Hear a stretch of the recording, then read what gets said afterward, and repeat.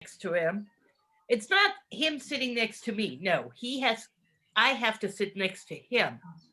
Oh yeah, Yeah. you got the house for them, and they're just letting you stay there. Let you Yeah. stay. That's right. Yeah. It's almost on the level of a cat, but not quite. At least the dogs will give you some attention. The cats just don't care about nothing. Just as long No. as you feed them, Yep. and don't bother them, they'll be all right. Yep. So. Hey, we'll go to about 9:10 and then get started on more of the official stuff. We don't have a lot of official stuff to cover today, but with holidays and everything else, Well, and you're back to being quiet like the other night. Your audio is not coming through. this Crosswell, might be- how long has your tank been set up? It's gone through multiple phases, so it's over as far as being a mixed tank, about 3 years. It is. I looked at your photo album and it is absolutely gorgeous. Thank I you. love it. I absolutely love it. I'm following that. So keep, whenever you can, post anything on there, because I've got a tiny tank. I've got a 32-gallon cube right now, but I have aspirations to a bigger tank as soon as I can talk my wife into it. We had a little catastrophe about 3 years ago, and my big tank leaked out in the living room and did quite a bit of damage to the house. And she said, "That's it." So, yeah, it's been. I started off with just LPSs and a lot of softies, and then a few years ago I got a piece of blue rich coral that I put in there. I can't get rid of it now. I'm trying to get rid of it because it's just taking over everything. yeah. And then I got a piece of red monopora, and that's the one that scrolls around. Right.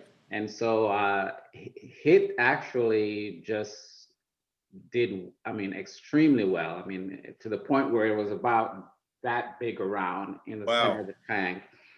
And I took it out and basically broke it up into pieces, trying to get it out, and took it to Most Valuable Pet, and then kept a frag that, again, that's the frag that you see now, about 12-inch round in the tank. Oh wow! Yeah. And I'm about to take that out again. I told Brian the last time. I said, I have to. It's growing so fast that the other SPSs that I've put in it's just overshadowing them, and so I need to take it out, and I'll keep another small piece of frag, but I'm gonna probably just throw it away if no one else wants it. But yeah, so that's where I started. I will certainly give a piece a home. Yeah, if you guys would like a piece, let me know. That sounds like a project for the club, a fragging expedition sometime a little bit later. Well, the good thing is I wonder if we should do like a traditional frag where it's just this meeting we're truly just going to swap for swap. Yeah. Yeah, that's I've resolved that the red monopores, I know how to grow those, or to keep those, and so I decided I would expand from there and try little pieces of SPSs. So every piece that you see there, they start all with a 1/2 inch to a 3/4 inch frag. Wow. Awesome. Yeah. And so I went out, and actually at the Reef, the last Reef, the frag shop, the frag thing that you guys had was it last year or the year before? Yes. Yeah, so that's where I got several pieces of frags. Yeah. Yeah. Well, I probably met you out there then. Yeah, I came through and bought a few pieces. which are doing well. I think all the pieces that I bought from there are still alive. And then I Great. bought a couple of pieces online. Yeah, but that kind of dates when I actually started the putting the SPSs in. Wow. Hmm. Well, that's great. You have an amazing tank, I'll tell you. You really do. I try. Now, is I that, keep telling Brian, I said, you know, I look at all of Brian's equipment and I'm like, I know. I, yeah, I'm not into the biological part as much as I am the mechanical part. I'm getting there. I'm getting there. I've got stuff that's growing again. Yay. Boy, yeah, I I've like got that. I dead like that pull frags out. that's come back. I'm gonna have to next time invest in a pull out sump like you have like you have under your tank. I mean, I thought That's that was amazing, pretty isn't neat it? for maintenance. Yes, it Yeah. is. Yeah. Especially as you get older, it makes it a lot easier. All on That's- remote control. Wow. Oh my God. That's one Wow. thing. I don't want to crawl under those tanks anymore. At 63, my knees just not and hips are not letting me do it as much. So you press a button on your remote control and the tray slides out. Yeah, Yep. here, I'll show you just a second. And how do you deal with all the plumbing? So do you have all that excess length Yeah, in your plumbing? that took a bit to figure out. Alexa, tell Apex Fusion to turn cabinet light on. I'm switching cabinet light to on. All right, let's see. Here we go. You even got it all programmed with Alexa. You are Alexa, I know it. There's the mechanical part. Yeah, Wow. my remote's starting to die though, so I think it's the battery. Which is, yeah, that's great. It's not working. There it goes. It's really slow so that it won't slosh anything around. That's crazy. And my battery's low, so let's. There we go. What size is your tank? 250.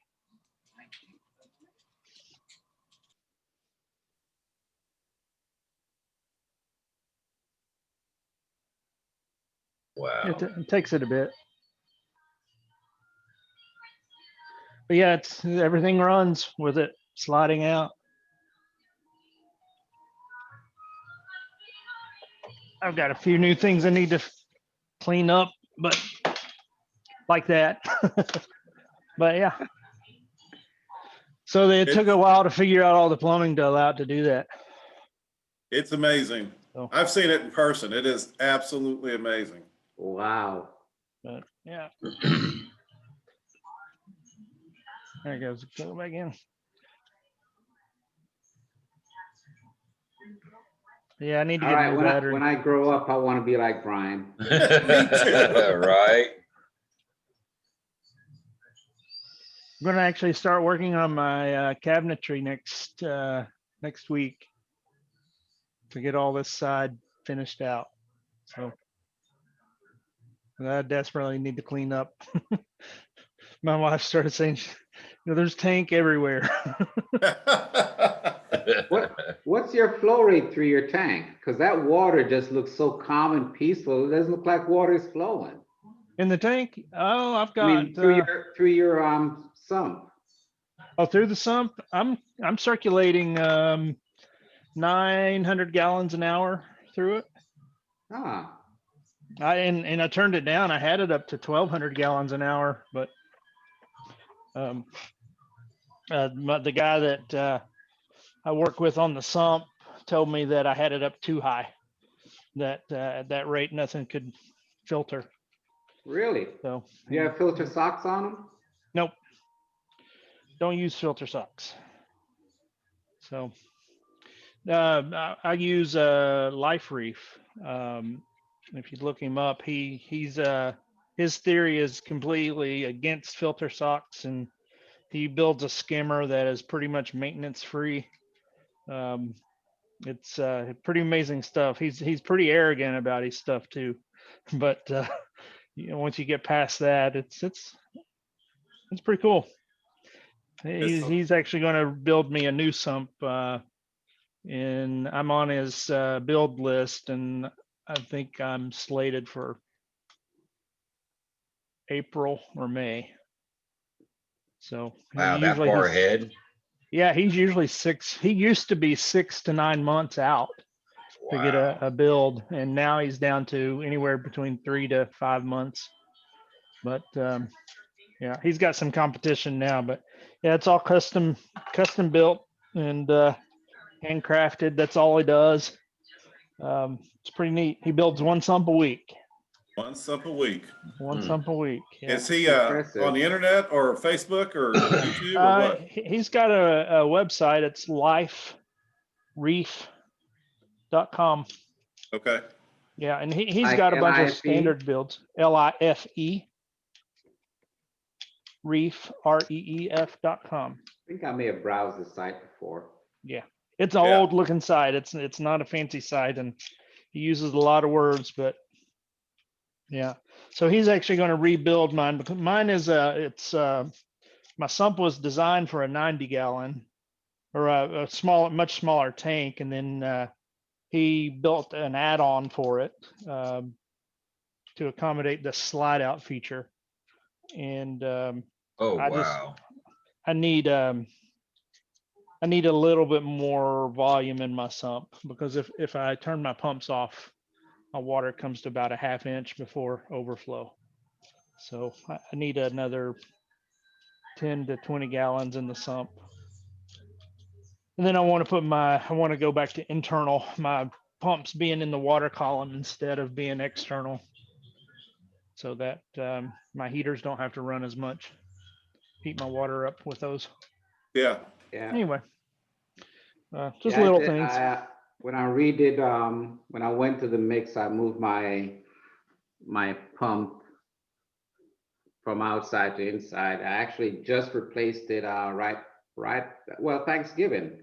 I Mhm. got the new Apex Core 20. So that's what I use now for my return.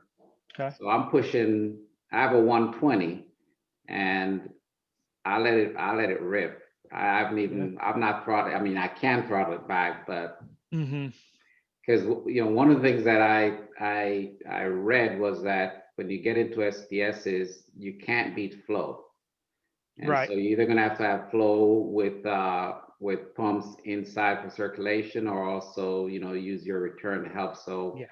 I kind of decided let's see how they do with the with the 1,200 gallons per hour, and they're happy, so I'm happy. Yeah. Yeah. Yeah, that's the theory I was following, and Jeff with Life Reef told me, he said move your flow up into the tank. That's where you need it the most. But he said at 1,200 gallons an hour running through the sump, he said my skimmer could never reach its efficiency because the water's passing by it too fast. Yeah. So And I use filter socks, so that's a big difference in Yeah. just the biological mechanical filtration system that he employs, and that Mhm. kind of I use. So yeah, I actually have I built my sump. I'll Really? send you guys a picture. I never took a picture of my sump and posted it. Yeah. So yeah, I built I'm trying to mine, see. and because it needed to fit.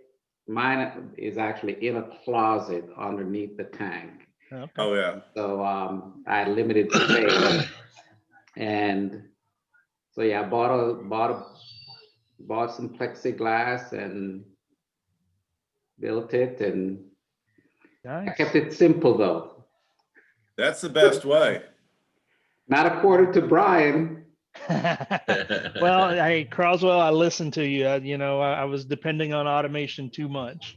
So I've actually backed down from some of it. So go back to the old fashioned way. But hey, just to honor people's time, Yes. we'll get rolling on just some of the official business. Like Okay. I said earlier, we don't have a lot on the topic today. Normally, this would be more of a holiday get together at somebody's house, but maybe next year we can be back to those kind of meetings. But From a business perspective, really all I had on the agenda today was to cover the tank of the quarter contest and show you all what we've come up with that, get any feedback on it before we make it official. But I've proposed to the board that we try to bring it live in January.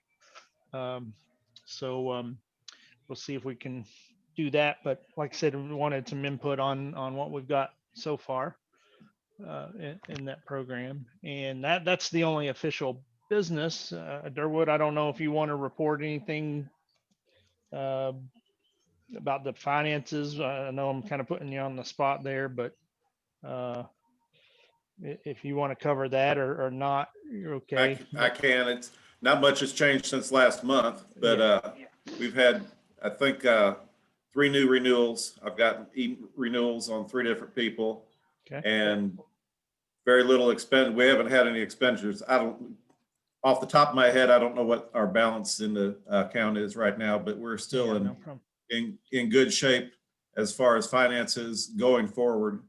I know you're going to touch on the tank of the quarter and some prizes that we're discussing about that. So we have finances to finance that through the next year. Okay. And we'll probably, as a board, discuss looking for this year. I would like to look for sponsors to help supplement some of the things. I'd like to be able to give more back to the membership. And I'm going to look for, I have a little bit more free time now. I retired. As soon as I can get out and do some face-to-face stuff, I'm going to start looking for sponsors and start getting back on the internet with some of the contacts that we had for sponsorship for our frag swap and see if we can't get some door prizes and get some things going for that too. I would like to see us try to do some door prizes for not the tank talk meetings, but the monthly club meetings. Monthly club meetings. That's what I was thinking too. That's what I'm going to try and focus on right after the first of the year is getting that, talking to some of the local fish shops, some of the local places, then branching out again. I know probably I don't know if the internet companies have been booming or not, but I'm going to start hitting them up for door prizes since we weren't able to do a frag swap and see if I can't get some door prizes for our club members. We seem to have one company or local or a coral vendor that periodically posts on our Facebook page. So haven't looked them up or anything, but I know they're there. Is that Whitland out of Louisville? No, it's something like crazy corals or something like that. All right. The Crazy Corals weren't they at the frag swap? I don't remember. Yeah. If they were, I don't remember the name. We had a couple that were had hobbyist tables that were pushing the envelope there. Yeah. And they may have had, like, I've seen Chris Coomer a couple times, especially on saltwater buy, sell, and trade. And he's pretty much a professional grower now, I think. He came in as a hobbyist last year. Okay. So very good. Very good. Well, I will. I'll show you all what we've got on tank of the quarter so far, and get some feedback on that. I'll share out my screen. Let's see. Here we go. Can you all see that? Okay. Yep. I can see it. All right. So yeah, basically pretty straightforward. This would be a quarterly program. If we get some traction with it, I would even be open to at some point in the future recommending that we go to maybe even a monthly program, but got to get some traction first. I think we tried this. Did we try this 4 or 5 years ago? Do you all remember? Or was that maybe that was something I saw on the big forums? Like, yeah, I don't remember. I think that was a big forum thing, but Yeah. If we did it with the club, I don't remember it. And I've been in, I think, 5 years. So it would have Okay. been before, either it was while I was lurking and not really active in the club yet, Mhm. or just before I started, probably. Okay. All right. So yeah, what we would do is we'd have the selection process, then we would highlight the winner on the new website, and I'm proposing a $50 gift certificate to either a local vendor or a online hobby vendor.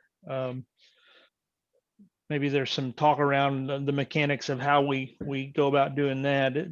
There's fewer and fewer local vendors Yes. these days. Yeah. So and maybe we just have a selection of 3 to 5 that somebody could pick from and try to have a local in that.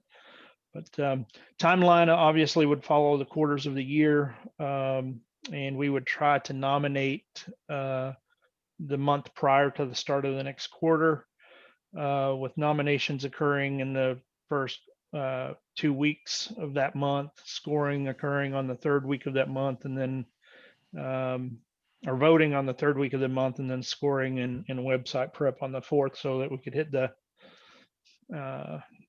target when the quarter rolls over.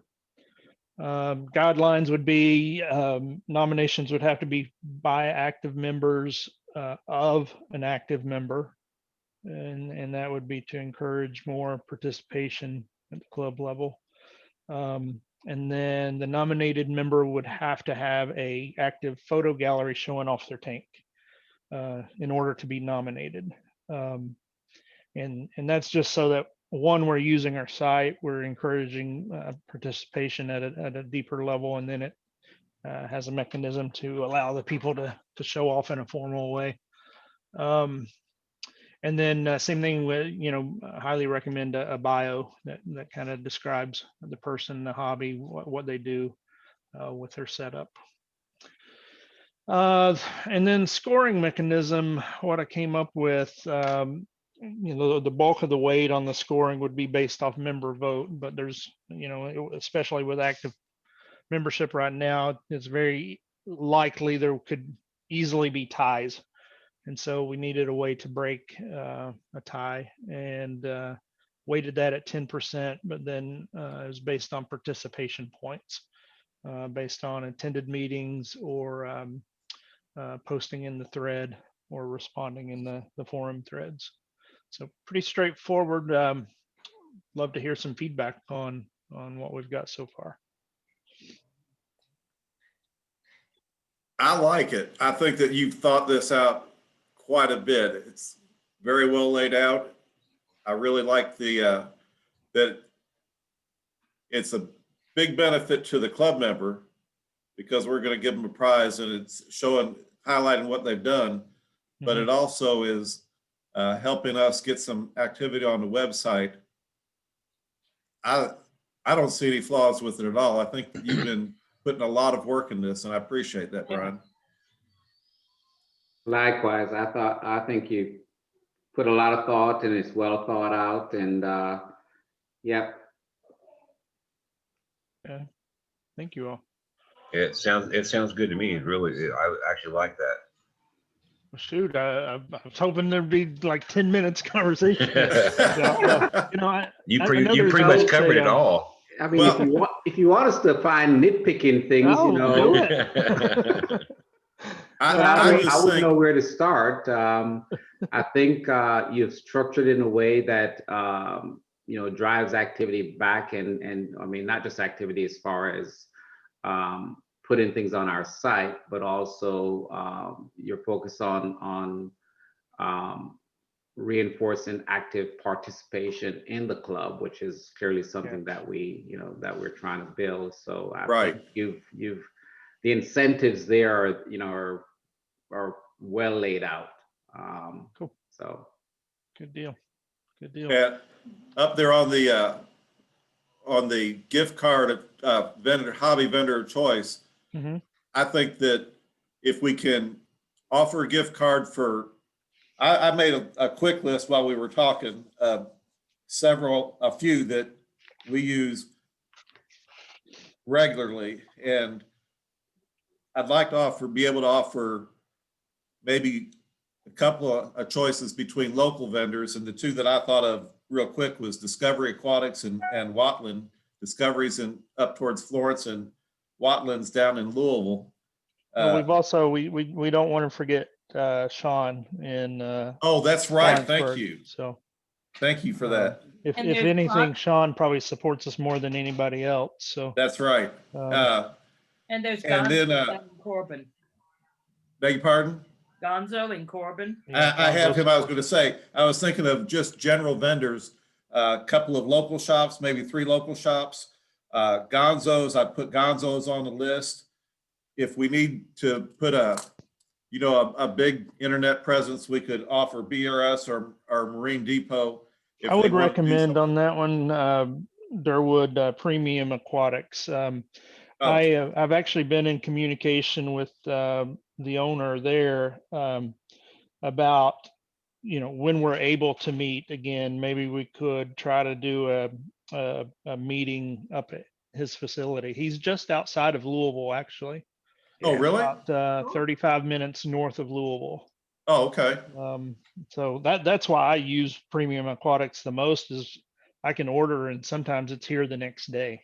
Exactly. Okay. Yeah. Well, What? say, and, Likewise. on that Actually, I use both premium and BRS. Mhm. okay. But I have done a lot of business with premium. And when they were shipping livestock, I used to get a lot of livestock from there too. Mhm. Oh, When yeah. I was doing a lot of fish. But yeah, I would recommend taking Okay. a trip up there. One thought that I had as you were talking, Dord, is do we have, you guys are throwing out names of locals. Are we planning, or have we thought about including a page on our site for the local vendors? Because I did not know that there is somebody in Frankfurt. Yeah. Yeah, Croswell, I've got space on the new site for that. Let me share back out. I can, And you don't need to bring it up. It was just a thought that I think that's an important topic. I think it is too. And if we let these people know, if we're buying gift cards to give to our members this first Mhm. year, then maybe we can get them to donate and give some advertising space maybe next year, so that we won't have the outlay, but still have the benefits of what we're doing with Tank of the Yeah. Quarter. Yeah, let me, I'll quickly describe what we had thought. And again, all this, has room for modification. So we had thought about doing various member levels, and you'll notice here on the screen, there's club, business, and sponsor.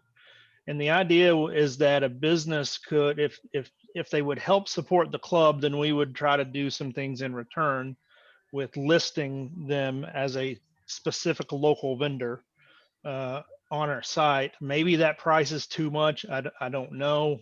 From a business perspective, it maybe not, but then I have to say, well, based on your participation, maybe that is too much. But the sponsor package, the idea around that and why it's so high is Club Express has a module that we would like to purchase at some point. It's a $300 one-time purchase, but it would then allow for a rotating ad to pop up on the right-hand side of the screen. And then, if we could do some other things in that, like include a table at the annual swap, host one meeting a year at their facility or location, things that would help them, promote their business, but also, if they're going to be a frag swap vendor anyway, that's a $100 layout or Right. whatever our fee was. So I think it's going to be time. It'll be time before we get people to buy into those. But I guess my thought is that business listing, is that too high of a price? Or do we just do it out of courtesy for a year? Uh,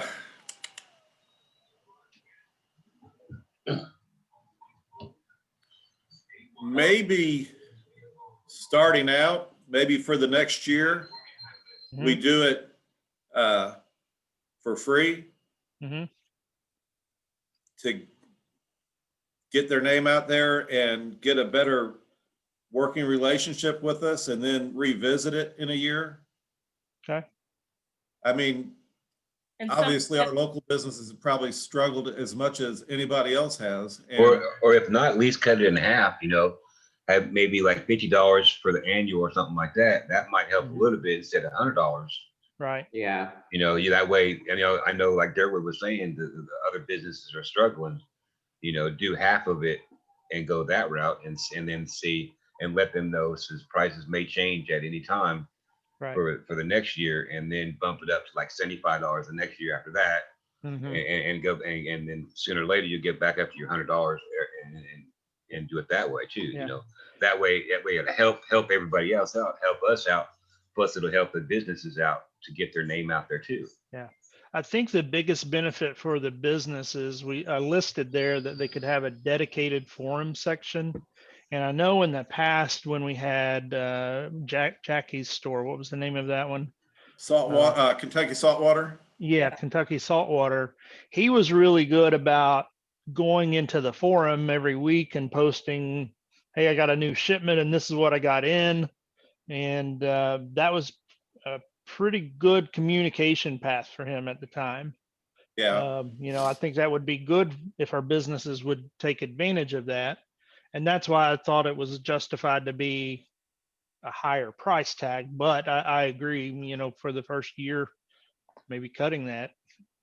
Well, especially other- because we don't have that many members at the moment. Right. I think in that respect, it would help people. I think The other personally, thought, if I may, the other thought is, what if we structure it in such a way that you put everything together. You're doing the tank of the quarter. Mhm. You're letting them know that $25 is going to go towards a tank of the quarter. Well, it's $50, but Mhm. you can structure in such a way where $25 of that tank of your $50 would be a gift card that the tank of the quarter would have to come back and invest in their store. Okay. So they're getting the benefit of giving us the $50, but they're going to reap it back as far probably plus some as far as persons come in Mhm. to actually purchase things at their location. Yeah. That's true. point. And that might make it much easier to persuade people to do it. Yeah. Yeah. Yeah. And then you may, then we may want to tinker around to say, okay, do we leave it at 100 or do we leave it at, at 75 or 50 I think it's a steal. I think 50 is a very good number. Yeah.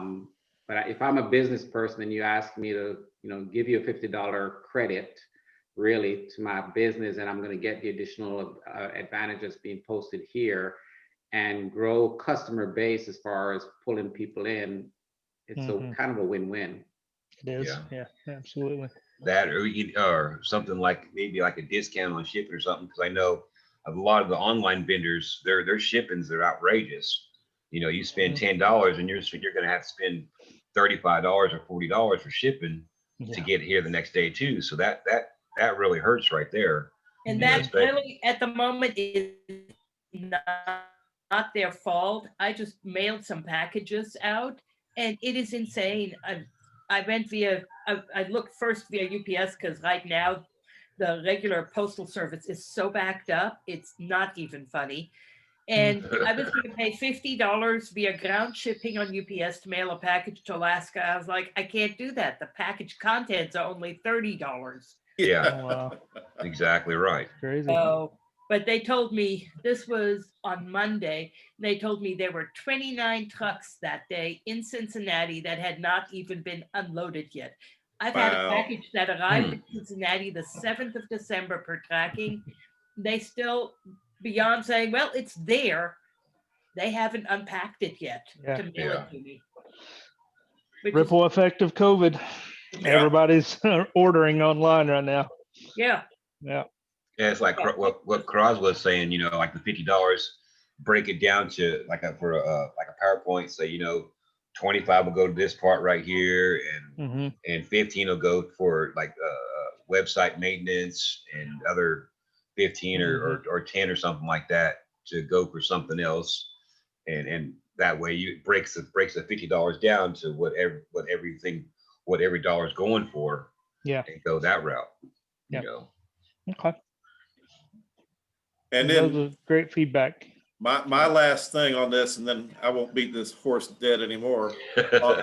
On the business side, at least for the first year, because we are looking for membership renewals or adding new members, I still wouldn't mind giving the businesses a free pass the first year if we had some kind of a poster that they would post Of in their course. shop, Right. letting people, you know, Absolutely. it's still hard for people to find out about us except for word of mouth. Right. And Yeah. if they knew that there was a local club in central Kentucky that had fingers out to Lawrenceburg and Louisville and Florence and Mhm. down south, Knoxville and all that, if we could get our name out a little bit more, they've got customers coming in that somebody's going to be interested. And Right. over a year, if we had 5 people that signed up from that business, that pays their 100, you know, we get $100 in, Hmm. and they get the added benefit of, you know, having people come back in there. Yeah. I just think that we need to continue to work on growing the membership. And I think the best way to do it is to reach out to our local businesses at, you know, try and help them grow too. And then when we get to have our frag swap next year, or a garage sale or yard sale, I just think that would be helpful. Yeah. So, I mean, everybody's got great ideas, and we just need to figure out how to do it going forward. Yeah. Croswell, something that maybe you could help us with. The club has always, to be just frank about it, the club has always struggled to build a relationship with MVP. And I would love to figure out a way to uh, repair that, you know, I would because too. he's local. He's not a big box store. You know, and we have a desperate need for something local and centralized. I mean, I like Sean. Lawrenceburg is a long track, and it's you know, I closer to mean, you than me.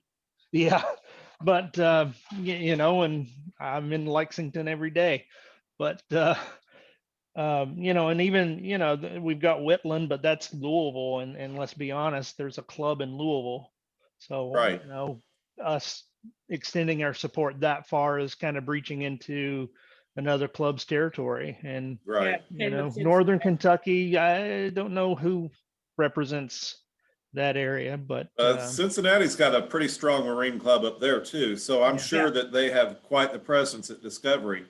yeah, I've never even been into Discovery, but I hear that they get great reviews. Every time anybody says anything about Discovery, and they did come to our swap 2 or 3 years ago. They were a vendor Okay. about 3 years ago, the first year they were in business. And but I'm with you, Brian. We really need a local vendor that's kind of dedicated to the area. And Mhm. honestly, I thought it was going to be Into the Blue, and then they kind of pulled back. And I'm still, Right. I reach out. I don't know what exactly the issue is. I reach out to them quite a bit. And, you know, with me retiring, I even offered to work for them for free, you know, to help, because Joe didn't like the face-to-face Mhm. contact. And I wasn't really rebuffed, but I wasn't really, nobody ran up to me and said, oh yeah, come, you know, come work for me for free All to right. help develop a customer base. And I reached out again this week and just haven't heard anything. Mhm. And So where is this, George? we had a local shop that opened a couple years ago in Georgetown. It was called Into the Blue Aquatics. And they do a lot of installations and a lot of maintenance. And they had the shop basically for their maintenance business, but it had a retail shop.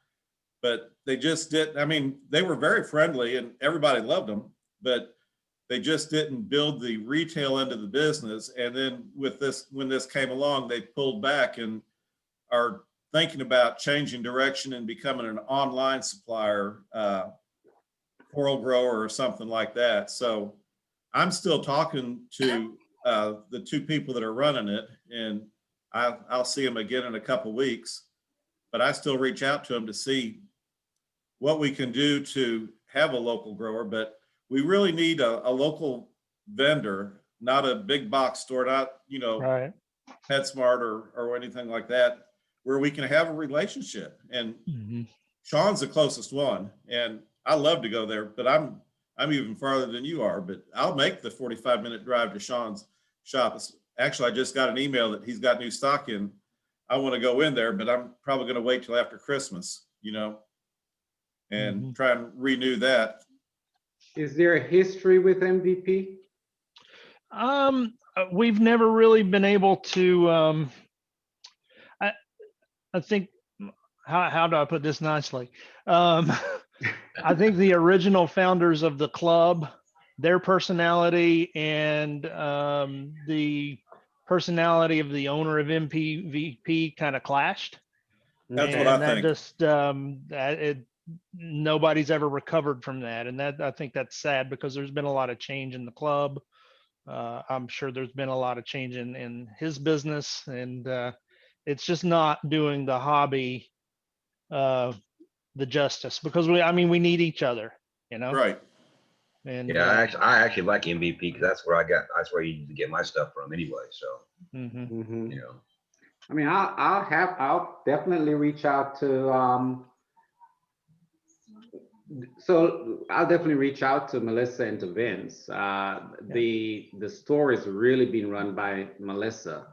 Vince he's just doing maintenance, and Okay. and that's where he's rarely in the store. Yeah. And to that point, you know, their selection of, well, they have selection of saltwater fish, Right. but beyond that, for Reef, you know, it's not that much. I mean, I'm probably going to be, I'll probably head there today because I'm going to harvest about 50% of my my Cato, and I usually take it over there and just give it to them. So I'll see Melissa, and I'll mention it. As far as back to one of the suggestions that Duard made about posting a poster at their store, is that something that we would want to do? When we say, you know, as far as relationship, one of the things I did hear from I heard from Vince was that at one point they were, you know, he was thinking about just getting out of the entire salt business, because what he saw was majority of the customers were moving to the online shopping. Yeah. And that was basically, you know, taking a huge toll on the profitability of that segment of that store. And so if you go in today, he's taken out his display tank. At one point he said he was going to put it back up. It never got back up. There's a couple of little frag places over there, but nothing, for me at least, of interest. So I don't really shop there for livestock, except for maintenance stuff. Yeah. Because the amount has been so much reduced. So a lot of his work is done. A lot of his focus right now is on maintenance, and where I think he purchased specifically for his maintenance customers, you know, versus purchasing for the store and the general public. Yeah. And that makes sense. I mean, I have to admit, I'm very selective about my equipment, and, you know, even the products I use, I like certain brands. And, you know, my frustration with kidding. stores is I go in and everything's ATI, and I don't like ATI stuff. I just, you know, uh, I want to go in and find like the Red Sea products, and you can't find that in any local store. Yeah. Um, But I brought that up to say, as we talk about building the relationship, what exactly are we, what exactly are we looking for in that relationship? mhm. What's the win-win? So, Right. I could definitely approach them to say, hey, I just joined this club, and last time I was actually in the store, I took some livestock back, and there was a gentleman there that was actually starting a tank, and he was looking at all the stuff that I was taking back in the bucket, a lot, pieces of SPSs and things that I just fragged off. And just began to engage in conversation. And I mentioned to him, go out to Big Blue Reef, and there's a club out there locally where you can get a lot of good advice. And so there is a need, I think, in the community for folks who are looking to start a reef tank where they can get good advice, sound advice, and to be successful. And I think a win for Melissa would be when you find folks that are coming in doing startup, can you point them to us? Yeah. The as a source as a resource. The other piece though is, well, now let me ask. And so then beyond that, the question would be, where else or how else does the relationship blossom or grow? Right. Right. Because let's be honest, you just shared, you're picky about equipment, so they're not going to carry the equipment that you want, Right. or would probably want to purchase. Steve is a patron of theirs. The things that I buy there, I have more of a relationship where I just need somewhere to get rid of all the stuff that's overgrowing my tank. And I'm being honest. I don't want to throw it out. You don't want to throw it out, but you don't want to make this into your business either. Yeah, and honestly, I don't, she gives me a little store credit, and I'm thankful for it, because then, when I find myself needing something, I know I can go over there and just pick it up, and I don't have to shell out any dollars. But beyond that, it's not where it's really me kind of supporting them in the sense that, here's stuff that you can, I'm going to throw it away, make it available to your customers. You can sell it, do whatever you want to do. Right. That's what I've been doing with them. And occasionally, if I need, when I had to do a rebuild on the tank, to move it to more of a mixed reef, Vince came over and he gave me a half a day, almost a day, and helped me tear it down and didn't charge me anything.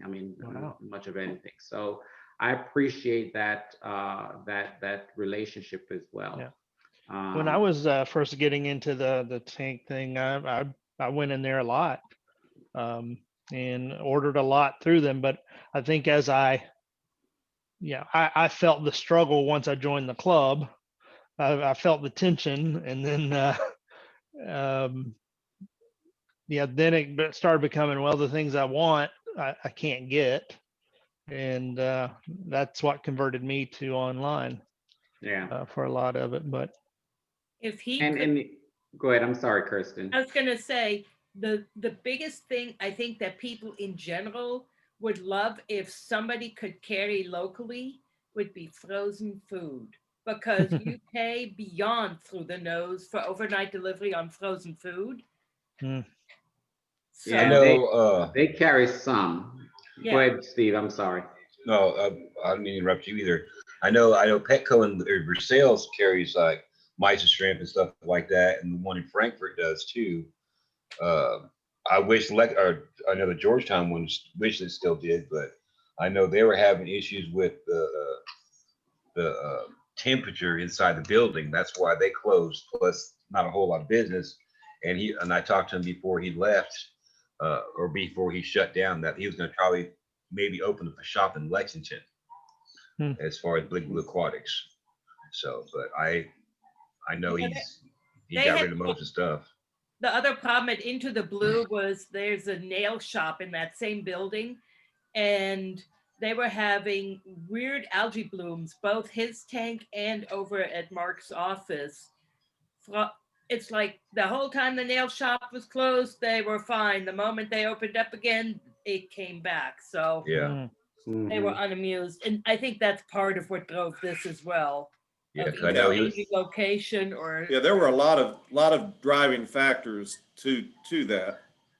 I was always surprised when that theory was floated because I was in Kentucky saltwater a lot, and I never understood how they were able to maintain a saltwater tank in that building because it always smelled like auto paint to me, you know.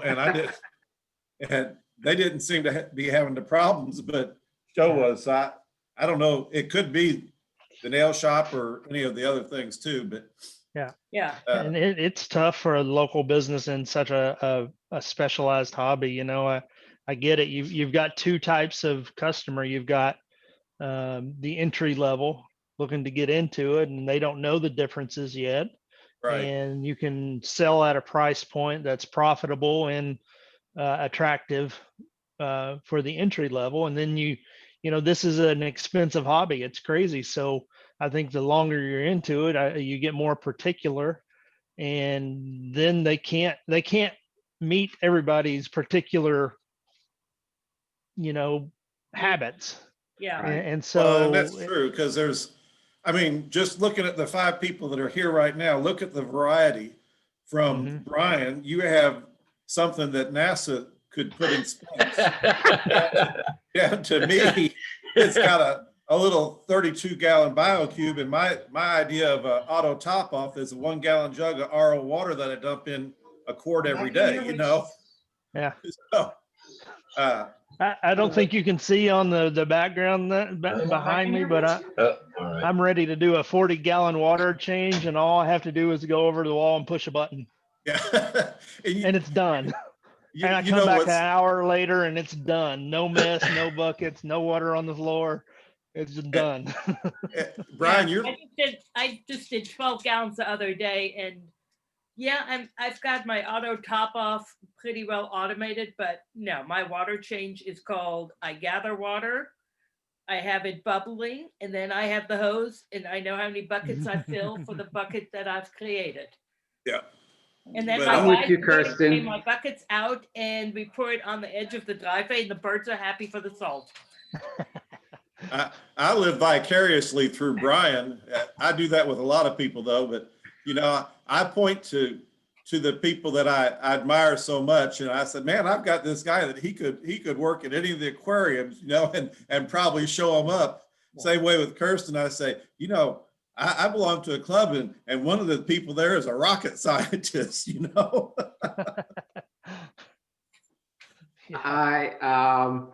But I'm with Kirsten. I think I'm in my RO system probably just made about 40 gallons or 20 gallons, somewhere about there. So yeah, I'll be going down and, you know, measuring by cup, stirring, let it sit, and then taking out with my Python and putting back in. So as I said earlier, I when I grow up, I want to be like Brian. Yeah. Yeah, Well, definitely. and I say the reverse. When I would grow up, I want to be like you, Croswell. I've got to up my game on the biology side of it. So, But a perfect yeah, I example though will. of how we can help each other out and complement each other, and you know, the finding the right balance with the local stores. We got to have them. Right. That's the entry for people getting into the hobby, because it's too hard to research online and start out, you know. You're right. So, It's overwhelming for somebody that doesn't know anything, mhm. that tries to get online and figure out how to do it. Yeah. It'll drive you crazy.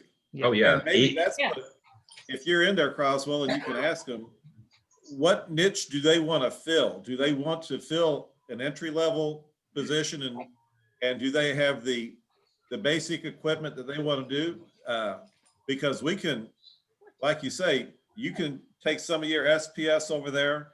Periodically, I have to harvest green star polyps and Kenya trees and some of the other things, and I'm happy to give that stuff away. I give it to anybody that wants it when I have it, and I would love to develop that relationship and just be able to walk in and know somebody by name and say hi, and here's this stuff, and I don't need anything for it at all, and if that's what they want, I think that we'd be more than willing to help them out and help them develop that end of the business. If we get inquiries at the club, we can point them to them because they're our local vendor.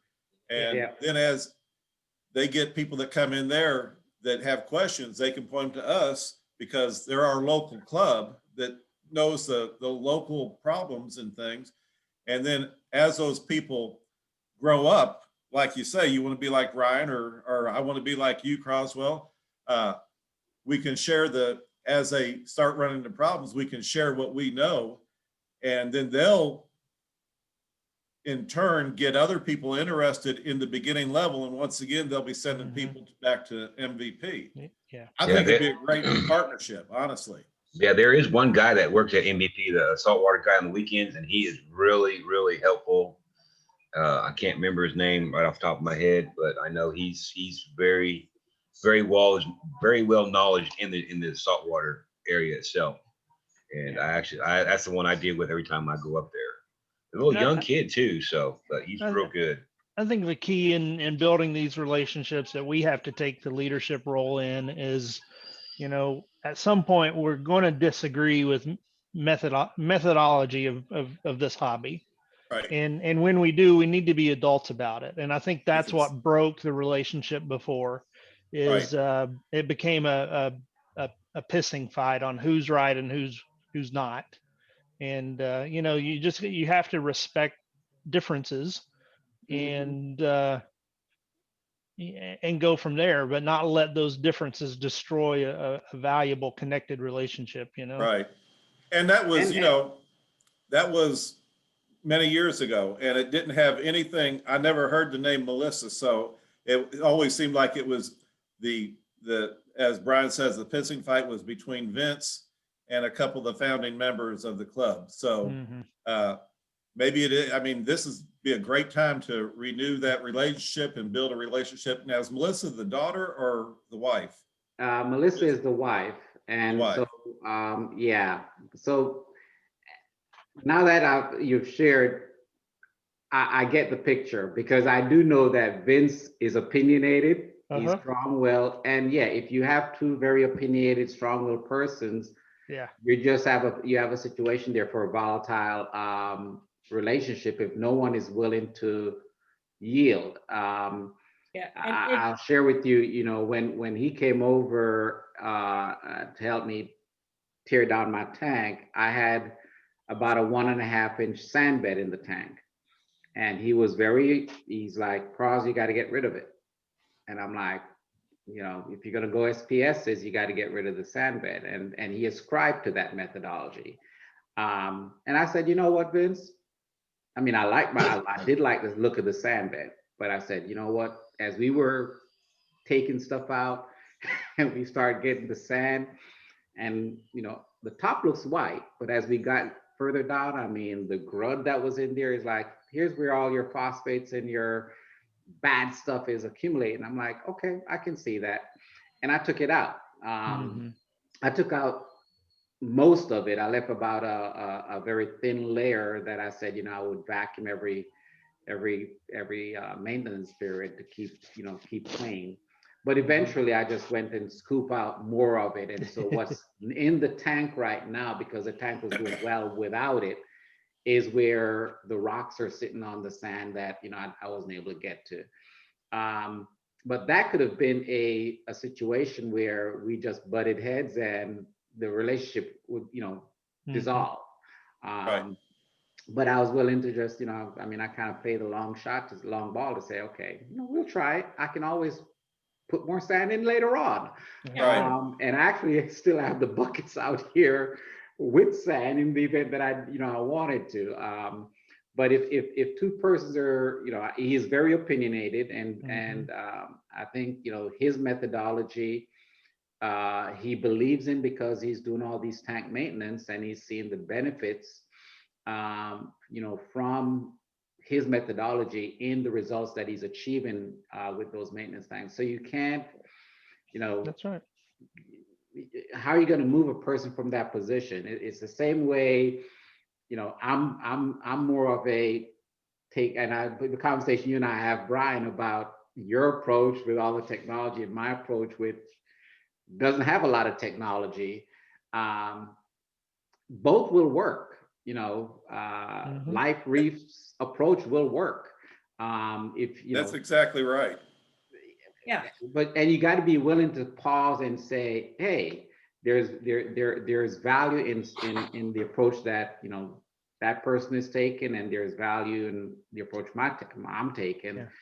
And you measure the results. If they're both successful, you got to give credit to the approach, and that's not everyone can rise to that level of just respecting the different approaches and the value therein, and moving from there. And like on my tank, talking about sand beds, I have a small tank, but I have 10 Nasserus snails and a pistol shrimp. And when I vacuum my sand, the water comes out from the sand as clear as anything else. Because I have it's like I've got a bulldozer in there. I mean, my sand bed is moved all the time. I can't grow anything down on the sand bed because he'll cover it up or he'll pull it under and eat it. But that's what I like with the tank. I like all the symbiotic relationships that you have, a pistol shrimp and a watchman goby, or the corals, and an anemone and a clown and things like that. So that's my goal. So my system works for me that might not work for Vince, or it might not work for Brian. What you're doing, Kraz, is what I want to emulate, because I can't grow a small polyp SPS, and I really want to be able to do that. And that's what I'm working towards. I just have to get the biology and probably the chemistry a little bit better on my tank, and maybe spend a little bit more time with it. So I think that's something that we need to realize. But Vince is right. What works for him works for him. What works for Brian works for Brian. What works for me works for me.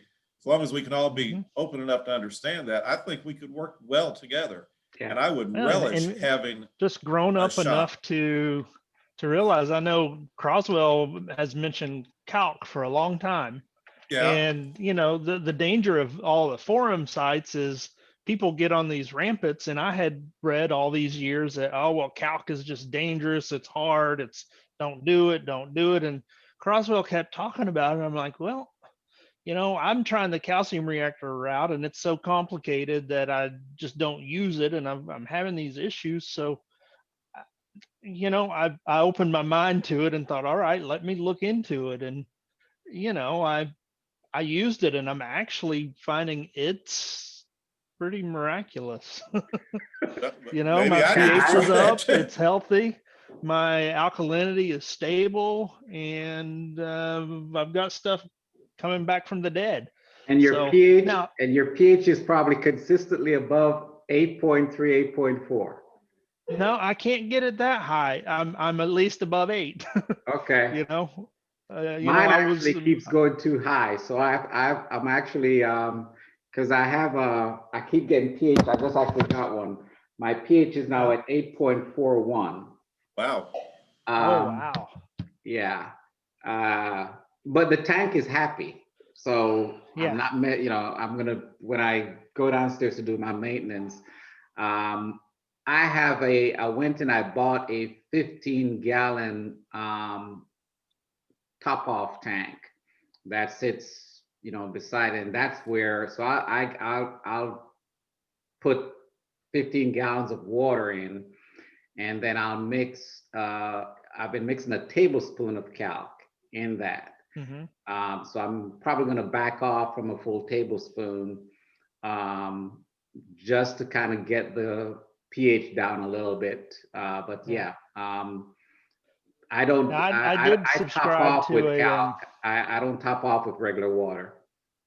Yeah, I subscribe to a slightly different calc method, because when my auto top off kicks in, because it's such a long distance to pump, it's pretty forceful and pretty quick, and so I felt it would be too dangerous to use it via my top off system. But so I introduced the calc stir device that pulls from my top off, but it passes it through a very high concentrated solution and drips it into my tank at a specified rate. And and I've got it set up to where, you know, if my pH goes too high, it'll just turn that off. And if my alkalinity gets out of balance, it'll turn it off. But and it does serve as a top off. My top off doesn't run as much, but my top off can run independent if I'm just having a high level of evaporation. Yeah. So, but it's pretty miraculous. And now my hopes is that eventually I'll be growing so much coral that the calc can't keep up with the demand. And then I will have to turn on the calcium reactor, because that was a decent investment that I do want to figure out someday. So, but Well, don't the calc will maintain your calcium. You still have to make sure you know, you do Yeah. your additives around, you know, your calc, well, I use the 2-part solution in conjunction. So I have a doser that actually adds about 200 milliliters of both the 2-part solution of alkalinity and calcium to the tank. And then, so that keeps the alkalinity and the calcium at a level. And then the caulk washer just maintains. Okay. So yeah, one thing I learned, and I learned this the hard way, is that you can't use caulk to actually increase the calcium. That's not the appropriate approach. You use it to maintain after you use your additive to get to your right level. Yeah. Yeah. You ever have to dose it's cool, magnesium or anything, Cross? No, because since I started really being more diligent with my maintenance, I use the Red Sea salt, and so I'll do a change every 2 weeks. Okay. So it keeps the magnesium at an acceptable level. It's never below 1200. And if it does start getting low, then I have a container here that I can use to get it back up to the right level. But I rarely dose magnesium. Yeah. What's your calcium level them usually? Explain it this way. So magnesium, think of it like a seesaw. And magnesium is the center point of the seesaw. So if you're keeping your alkalinity and your calcium balanced, then magnesium really won't change. If these are way out of balance, say they both do this, there's what happens. Your magnesium then starts going high or low. So now that's probably a very elementary way of trying to explain what they were getting across, but the three chemicals, they're very tied to each other, and magnesium is the balance point. So if you can ever look for Topic Marin, what is his name? He does some lovely talks about the interrelationship between calcium, magnesium, and alkalinity. You are right on, Kirsten. And this summer, I actually started dosing the part C of the Tropic Marin. That's the sea salt that keeps everything in balance. So whenever I do a water change, well, in between, you know, actually, when I dose the calcium and the alkalinity additives, I'll also dose the part C of the Tropic Marin, and that's just a sea salt. And its entire goal or objective is to keep all of those chemicals in proper balance. In balance. Yeah. So just a quick comment, you were talking with sand. I started out because Wet Web Media, I read, that's where I started, Bob Fenner. And they're like, you either have a half inch of sand or you have 4+ inches of sand. So I went, this is my third tank, the 120. I went with a really deep sand bed, but I have engineer gobies. And I would go from having sand this tall to all of a sudden I'd have piles of 10 inches on the front of my tank.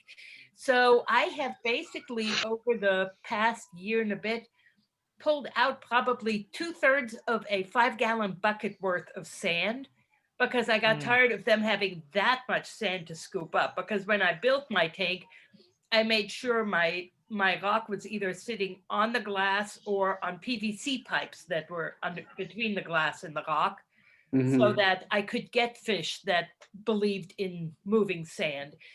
And I think they do a great job in moving sand around. And then I have Nosorius snails that do the rest of it. Right. Oh, That's me too.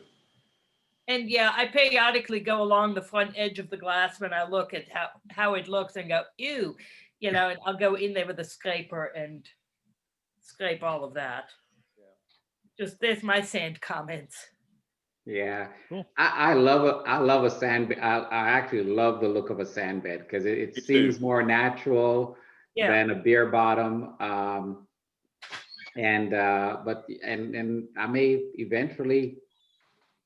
I think once the reef is flourishing, I may go just start adding a little bit, add a little bit back, and build it back up. But as I said, my approach was this is not a short game. This is a long game, and Long game. so Yeah. let's be patient. And that's the other thing that I have to teach myself. I have to be patient because I'm looking at these frag, and they seem to be taking forever and a day to grow. And I'm like, in nature, they probably don't grow as fast as they're growing in my tank. So I just need to be patient. Yeah. And not start adding a lot of additives to try to get them to grow faster, and then in so doing create more chemical imbalance in the tank and then wiping everything out. So teach me Kirsten, I think I patience. ruined our video recording because I forgot that my screen was sharing, and not sure if it'll just be on the screen the whole time on the recording or not. Yeah, no, I think it'll record exactly what we had, which is people to the side, and Okay, I think everybody will still get to hear what we're talking about. So good deal. Well, I'm like you, Cross. Patience is the one thing, and I don't know if I'm patient or lazy, but usually if I have something that is a little out of whack, I just kind of monitor it, and usually it evens out. I used to have those little Asteria starfish, and Mm-hmm. for a while I thought I was going to have to buy a Harlequin shrimp. I had so many of them. Then I had some other kind of little limpet thing in my tank that you couldn't hardly see through the glass because there were so many of them. But they evened out. My newest thing that's in there, it looks like spaghetti worms. I've seen a couple people talk about spaghetti worms, and I've got a lot of little tiny, just like threads in the back of my aquarium and coming off my tank.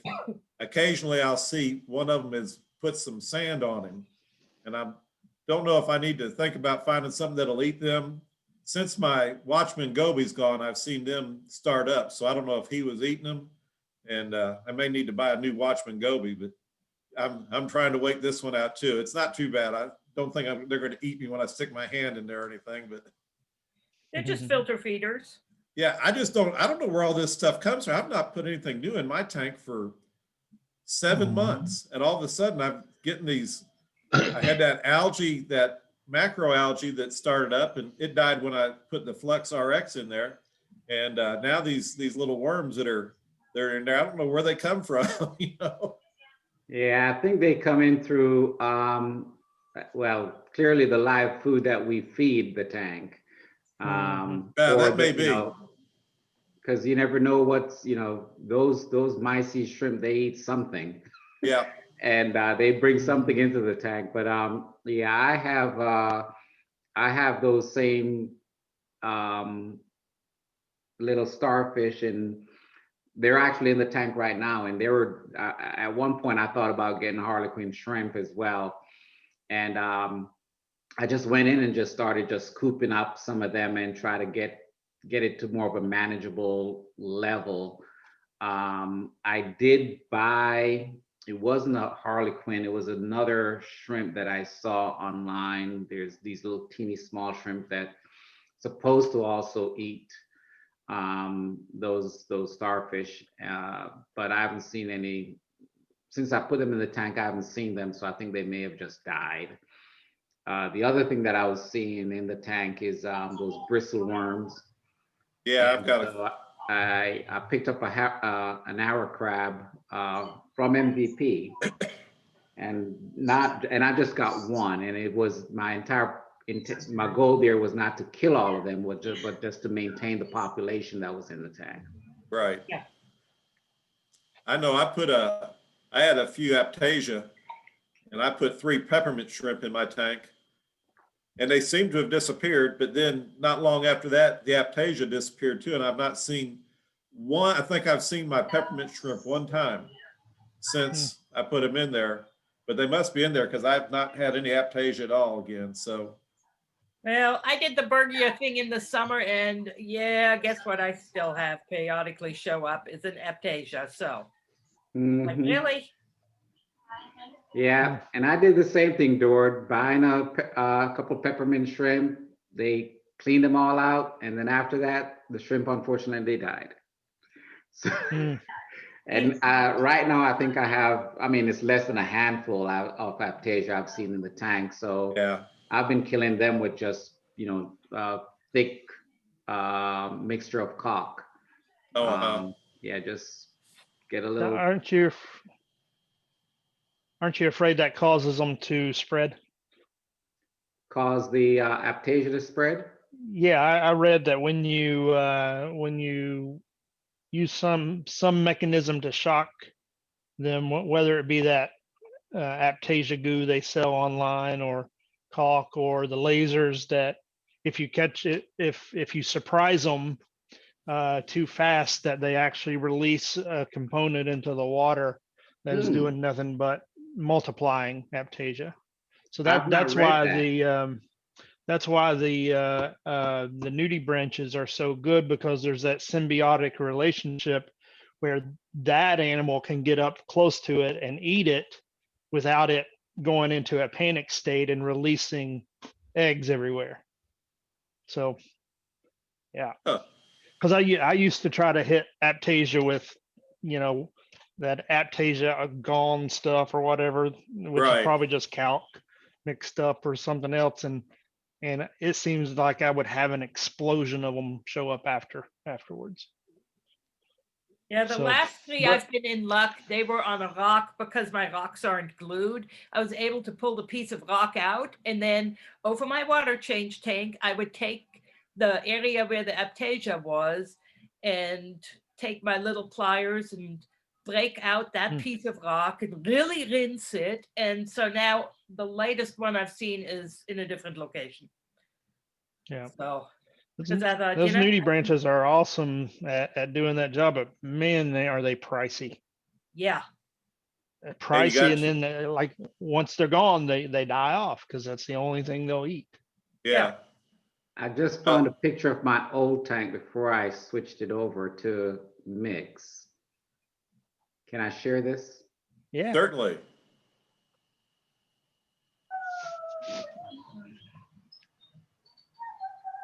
Says host is disabled participant sharing. Oh, let me see if I can fix that. Let's see. Screen share, advanced sharing options. Yeah, I just Try it now. Yep. You can now. There we go. Yeah. So this was actually before. Oh, wow. gorgeous. So That is wonderful. this is the old tank.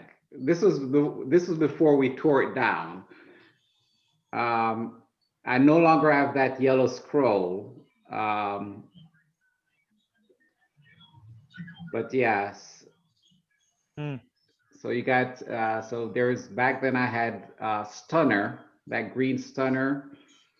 I had, so George, you mentioned green polyps. So Yes. one of the things that I'm actually trying to, that MVP has asked me to do is if I can grow some green star polyps for them. So I actually took back, I'm actually where that green star polyp is growing right there in the middle. I've taken caulk and sprayed on it because I'm trying to kill it off of that rock. Hmm. I don't know of any other way. I've been trying to, I brush it off and it keeps coming back. So, Right. because I'm trying to get, it can become so invasive. And I Yeah. have, if you look all the way down to the lower right-hand corner, I have a little piece on a rock there. So it's separated from the rest of the reef. So it can grow back onto the reef.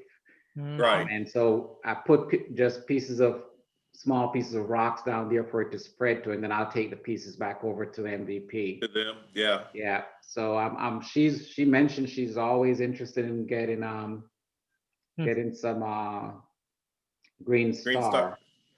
Well, I will probably over Christmas holiday. I've got mine is growing on the back of my tank, and some of it needs to be thinned out. I'll probably take, if I get some plugs and get them glued on, they start doing well. Tell her I'll bring her a few over if she wants them too. I'd be happy to share. Yeah. Very cool. Okay. That's somebody's report card. Good Yeah. deal. Well, That was hey, a kid. I want to respect everybody's time. I know we had allocated an hour and a half. I think we've had some really awesome conversations. We have had, this has been awesome. I have learned, I've got 2 pages of notes here for me to start going over now. That's good. That's good. Oh, good. We had a You good can- time you can Tuesday add night to as my well. comments, Sherwood. Beg your So, pardon, Kristen? You can add to my meeting comments then. Okay, yeah, I will. yeah. We Yeah, had I a was good time sorry. Tuesday night. I missed, there was some good sorry, I missed that conversation. on Tuesday. I just, they gave me some pain medicine and I was gone, baby. Yep. I thought I'd be able to get on at least watch if I not talk, but it didn't happen. Well, I'm about to post the video on YouTube, so. Yep. You all know how to get to our YouTube page, right? Tell me again. Just go to our webpage and up in the top left-hand corner, there's a link to YouTube. Okay, And Well, that's where the we're other thing I'm posting all gonna these do is, recordings. the other thing I'm gonna do is in the notes for the Tank Talk meeting, I'm gonna add the link. Okay. okay. Good job. Yeah. So, Good deal. Yeah, we finally figured out how to get longer videos up to YouTube legally. So Legally? yeah.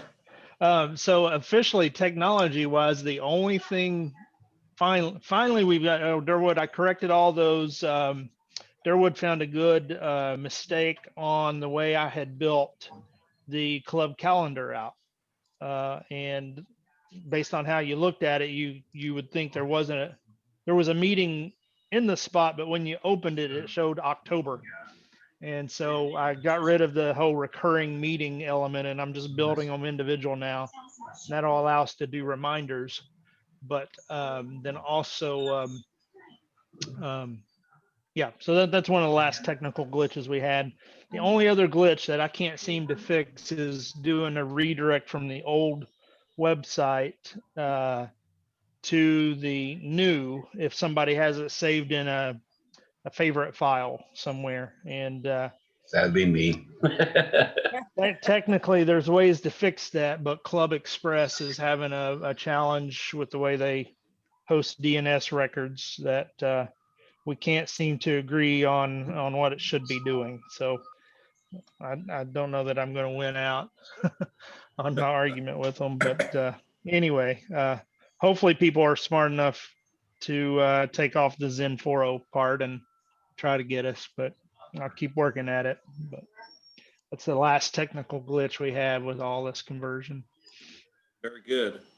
It's getting easier. I'm getting a little bit better. Brian, I'll just continue to email you when I have questions. I know, I think I told you, when I tried to attach the link on that email I sent out and the social Mhm. pages, they won't go.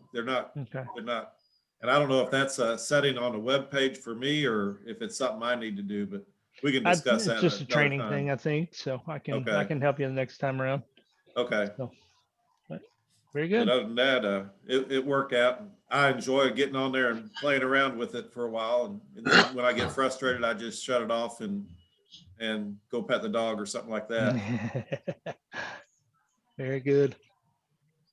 Very good. Well, if nobody has any more, we can adjourn. And I second that motion. I Croswell, it was wish great everybody seeing you. Merry And Christmas. Likewise. thank you for all your information. And that tank is absolutely gorgeous. Both of them were the original one, and then the one you've got going now is just wonderful. I think I'm So- going to nominate Croswell for tank of first quarter 2021. Yeah. Thank- So Well, let's, I'm sure there's other members with some awesome tanks out there that are gonna, Yeah. they just need to get their photo library going. that's right. Yeah. That's right. Yeah. Yeah. And that's what our job is, to encourage the other members to get familiar with the new website and get their pictures posted. And Yep. I know we've got a member that's built in her basement. I need to encourage her to start posting some pictures, do a build tank. And, I'm going to try and talk to Joe some more and get him to maybe post some pictures at Mark's tank or a tank that he's got. And we'll see. We'll get this rolling along, though. I'm excited. Absolutely. Good deal. All right, everybody. I wish All right. everybody a Merry Christmas, and the next Yep. tank talk is the 5th of January. That's right. Thank you, Tank Kirsten. talk 5th of January. Okay. Yep, that'd Merry be great. Christmas to everyone. We'll see you all Merry then. Christmas to everybody there, too. So, Hey, take care. Y'all take it Brian, easy. Yeah, Croswell. so talk to me about how you do your auto top off. Not your auto top off, but your water change. My water change. All right. So I've got a system from Genesis Reef that it's got probably 8 different sensors. So yeah, it's pretty much foolproof, fail safe. I And, thought this was gonna be simple. No, it's I mean, it is simple. They have this guy really thought of it all when he built that system.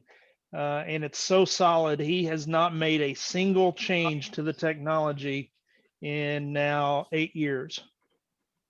So now it doesn't integrate with anything, and that's why it's probably not as popular as it should be, because you can't connect it to Apex and you can't monitor it, but it is rock solid. And that's what you want in a water change top off system.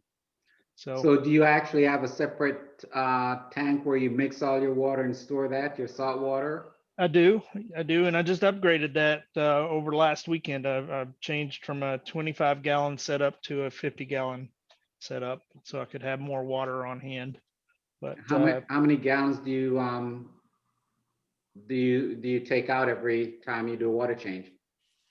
so I haven't landed on what I'm going to do yet. Typically, what I'll do is just a gallon a day, and the reason I do that is my skimmer has an automatic.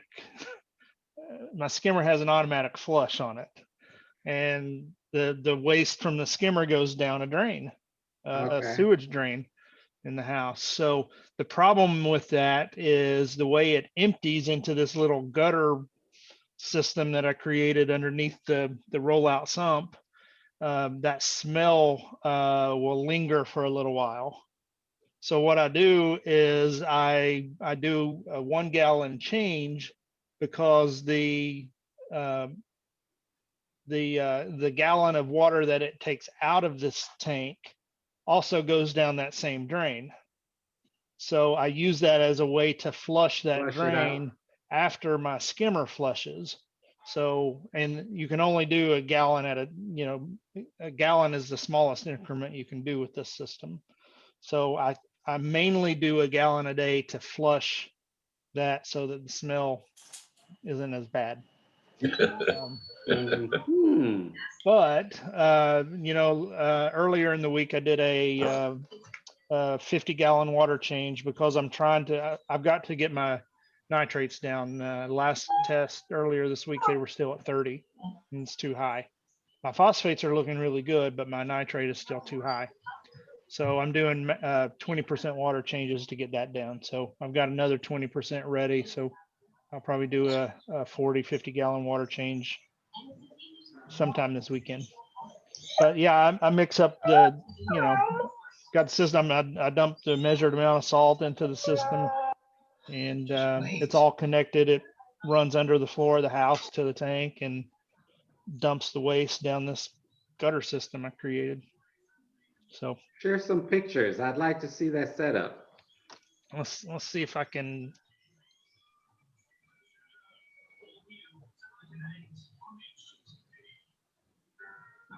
This is the piece that does the water change. Can you all see that okay? Yeah. Yeah. Yes.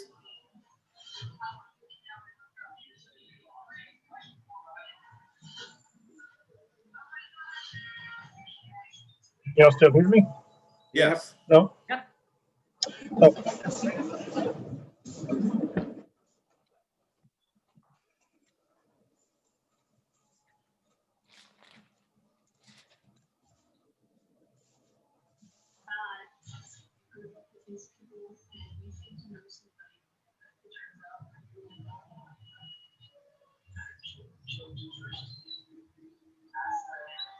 What? All right, maybe you are back now. Sorry about that. So that's the water change system.